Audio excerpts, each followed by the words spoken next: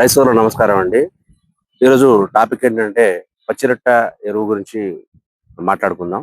ఇప్పుడు మనం మిరప తోట వేసే రైతులు, అదే విధంగా వరి పండించే రైతులు 2 నెలల ముందే పచ్చిరొట్ట ఎరువుగా మనం వేస్తా ఉంటాం.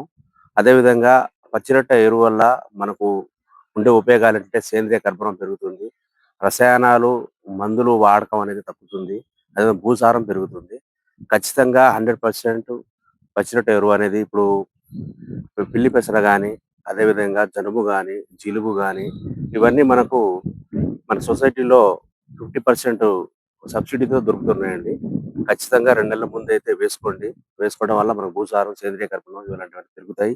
అదే విధంగా దిగుబడి కూడా ఎక్కువ రావడానికి ఆస్కారం ఉంటుంది. అదే విధంగా చూసుకుంటే వేరు వ్యవస్థ డెవలప్ అవ్వడానికి ఇవన్నీ మనకు సహకరిస్తాయి. మనకు మిరపలో వచ్చే వేరుకుళ్ళు సమస్య కూడా 70-80% ఈ పచ్చిరొట్ట ఎరువు వల్ల ఏసుకోవడం వల్ల చాలా వరకైతే మనం సమర్థవంతంగా నివారించవచ్చు. కాబట్టి గమనించగలరు. సో, ఇంకో టాపిక్ ఏంటంటే మనం ఇంతకుముందే అనుకున్నామండి. ఇట్లా మనం చివరి దశలో వేసుకున్న పంట ఈ మొక్కజొన్న గాని, మరి ఇతరత్రా వేరే పంటలు గూడా చాలా మందికి ఈ విధంగా కాలబెడతా ఉన్నారు. చూసుకోండి ఇలా కాలబడడం వల్ల ఎలాంటి ఉపయోగం అయితే లేదు.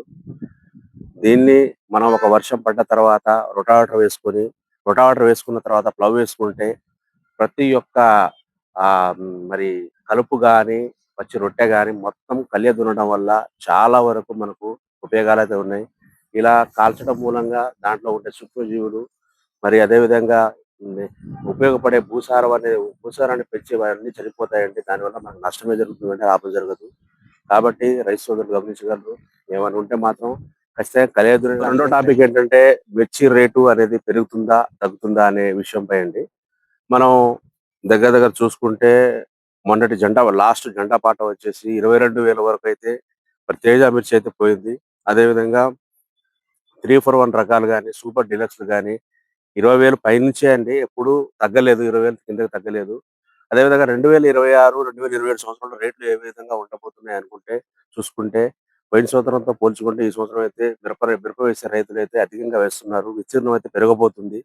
కాబట్టి ప్రతి ఒక్కరు తేజ సెగ్మెంట్‌లే వేయకుండా 341 గాని, సూపర్ డీలక్స్‌లు గాని, ఈ బ్యాడగి రకాలు గాని వేయడానికి ప్రయత్నం చేయండి. ఎందుకంటే ఒకే రకమైనవి ఉంటే మాత్రం రేటు ఖచ్చితంగా తగ్గడానికి ఆస్కారం ఉంది.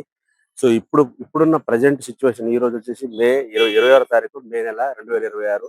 ఇప్పుడు అయితే చూసుకుంటే ఏసీలలో అయితే కోల్డ్ స్టోరేజ్‌లో అయితే 50% మించి ఎక్కువ సరుకయితే లేదండి. మనకైతే విదేశాల నుంచయితే దిగుమతులు అదేవిధంగా ఆర్డర్‌లయితే వస్తా ఉన్నాయి. ఖచ్చితంగా మన జూను 5 తారీఖు మళ్ళీ మార్కెట్ రీఓపెన్ అవుతుంది కాబట్టి ఖచ్చితంగా 25,000 వరకైతే పోయే ఛాన్స్ అయితే ఉంది. ఇప్పుడున్న మిర్చి వరకు రేట్ చెప్తున్నాను. ఇప్పుడైతే రేట్లయితే 25,000 కంపల్సరీ పోతుంది. మిర్చికైతే భారీ డిమాండ్ అయితే ఉంది.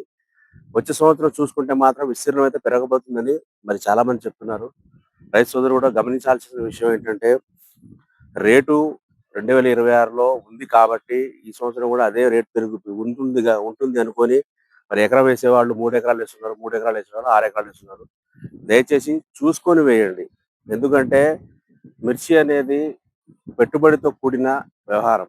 కాబట్టి మన తాహతుకు మించి అయితే వేయకండి. దయచేసి అప్పులు తెచ్చి అయితే మరి మిర్చి తోట వైపు వేయకండి. ఎందుకంటే సడెన్‌గా ఆ రేట్ అనేది లేకపోతే మనం చాలా బాధపడాల్సొస్తుంది. చాలా అప్పుల పాలయ్యే పరిస్థితి ఉంటుంది. ఇప్పుడున్న రేటు రేపుండదు. రేపున్న రేటు ఎల్లుండుండదు. అదైతే గమనించగలరు. ఎప్పుడు అవే తేజ సిమెంట్‌లు కాకుండా మిగతా రకాలు కూడా ట్రై చేయమని చెప్తున్నాను. ఎందుకంటే 341 రకాలు, ఈ సూపర్ డీలక్స్ రకాలైతే బీభత్సమైన రేటు. రేటయితే ఎప్పుడు తగ్గలేదు. 20,000 పైమాటే. ఆ విధంగా రేట్ ఉంటే ఎలాంటి ప్రాబ్లమ్ లేదు మనకు. ఒకవేళ రేట్ డౌన్ అయిందనుకోండి, మనం పెట్టిన పెట్టుబడికి దానికి వ్యత్యాసం చాలా వరకు ఉంటుంది. కాబట్టి రైతులు గమనించి మరి విత్తనాల ఎంపికలో కూడా తగు జాగ్రత్తలు తీసుకోండి. అదేవిధంగా వేసే విస్తీర్ణంలో కూడా మరి జాగ్రత్తలైతే తీసుకోండి. ఎందుకంటే శక్తికి మించిన భారం అనేది వేసుకోకండి. ఎకరం, 2 ఎకరాలైతే పర్లేదు. 15,000 అయితే తగ్గదు కాబట్టి 15,000 పైనుంచి ఉంటుంది కాబట్టి రేటు. ఆ విధంగా కాలిక్యులేట్ చేసుకొని వేసుకోండి. Cut cut.